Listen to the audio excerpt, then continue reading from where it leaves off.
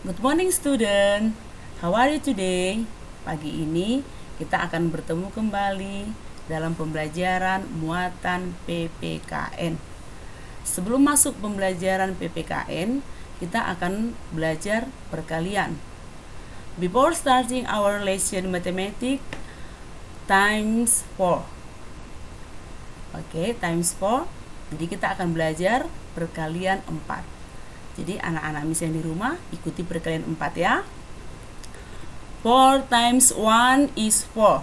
4 times 2 is 8. 4 times 3 is 12. 4 times 4 is 16. 4 times 5 is 20. 4 times 6 is 24. 4 times 7 is 28. 4 times 8 is 32. 4 times 9 is 36. 4 times 10 is 40. Oke, jadi itulah perkalian 4. Coba nanti di rumah dilatih kembali ya, supaya tidak lupa perkalian yang sudah biasa kita pelajari. Oke, kali ini kita akan masuk pembelajaran PPKN. Tema 1, selamatkan makhluk hidup. Subtema 2, hewan sahabatku. Jadi kita sudah belajar pembelajaran sebelumnya, isi dari Pancasila dari 1 sampai 5. Jadi kali ini sila keempat, kerakyatan yang dipimpin oleh hikmat kebijaksanaan dalam permusyawaratan perwakilan. Jadi kita akan belajar sila keempat, nilai-nilai yang terdapat dalam kehidupan sehari-hari. Jadi kalau sebelumnya juga kita sudah mempelajari nilai-nilai yang terkandung dalam sila keempat, yaitu di lingkungan keluarga dan di lingkungan sekolah. Jadi kali ini kita akan mempelajari di lingkungan masyarakat atau dalam kehidupan sehari-hari juga ya. Oke, perhatikan ini gambar burung Garuda. Oke, ini dia. Pahamilah kelima sila Pancasila berikut. Jadi kita sudah belajar dari sila pertama, kedua, ketiga, keempat, dan kelima. Dan topik pembahasan kita kali ini mengenai sila keempat. Oke, perhatikan ya. Penerapan sila keempat dari sila Pancasila sangat penting dilaksanakan dalam kehidupan sehari-hari. Jadi dalam kehidupan sehari-hari harus kita terapkan sila keempat yang bisa kita laksanakan ya, contohnya dalam kehidupan bermasyarakat. Jadi di sini ditekankan kita tidak boleh mementingkan diri sendiri, tetapi kita harus lebih mementingkan kepentingan umum. Itu maksudnya di sini ya. Berikut adalah contoh pelaksanaan sila keempat. Yang pertama, tidak memaksakan keinginan. Jadi maksudnya di sini tidak memaksakan keinginan. Contohnya ada dalam satu musyawarah. Musyawarah itu sudah diputuskan harus dilaksanakan bersama hasil daripada keputusan tadi. Tapi ada salah seorang dalam musyawarah tadi, dia hanya memaksakan kehendaknya. Harus keinginannya yang dituruti. Itu tidak boleh ya. Karena kalau keinginan yang dituruti itu sudah mementingkan kepentingan pribadi. Sementara yang disetujui tadi dalam keputusan bersama itu sudah kepentingan umum.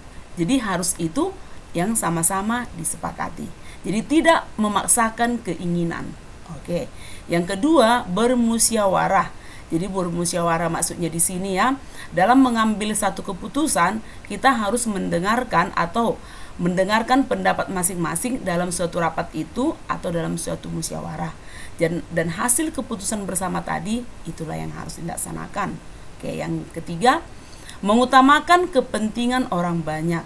Jadi kita harus mengutamakan kepentingan orang banyak daripada kepentingan pribadi kita. Contohnya di sini ya, mengutamakan kepentingan orang banyak dalam hal kebersihan lingkungan.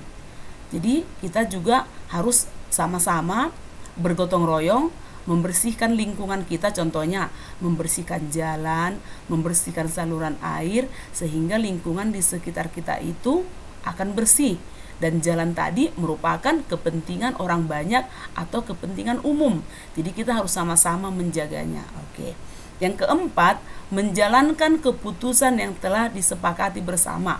Jadi contohnya dalam musyawarah tadi sudah disepakati kalau akan bekerja sama atau bergotong royong membersihkan jalan atau saluran air. Jadi keputusan itu yang telah disepakati bersama harus dijalankan dengan sama-sama. Jadi tidak ada contohnya yang lain ini buat alasan yang tidak bisa ikut, tapi harus sama-sama ikut mengerjakan sesuai dengan waktu yang telah ditentukan. Jadi menjalankan keputusan yang telah disepakati bersama. Jadi harus sama-sama ya, itu maksudnya. Oke, selanjutnya kita akan belajar penerapan sila keempat Pancasila. Oke, jadi di sini ada teks bacaan. Jadi dari teks bacaan ini nanti coba kita baca ya. Santi sangat sedih. Ayahnya baru saja bercerita bahwa penduduk setempat mengeluhkan keberadaan peternakan ayamnya. Mereka tidak tahan dengan bau yang berasal dari peternakan ayamnya. Santi bingung. Peternakan ayam Santi adalah peternakan keluarga. Usaha dari peternakan dapat menghidupi keluarga dan membiayai sekolahnya. Santi memiliki peternakan ayam petelur. Oke, coba simak, perhatikan baik-baik teks bacaan ini. Jadi kalau belum dipahami, baca dan ulang kembali supaya benar-benar dimengerti. Oke, jadi nanti kalau sudah dimengerti isi teks bacaan, ini tugas selanjutnya, nanti ada paragrafnya lagi ya. Secara teratur ia mengirimkan telur ayamnya ke pasar untuk disimpan di salah satu toko di sana. Santi tidak mau peternakan ayamnya digusur. Ia akan berusaha agar penduduk mau menerima keberadaan peternakannya. Jadi di sini dia sepertinya sudah memaksakan kehendaknya ya. Apapun yang terjadi, Santi akan membela keluarganya agar peternakannya tetap beroperasi.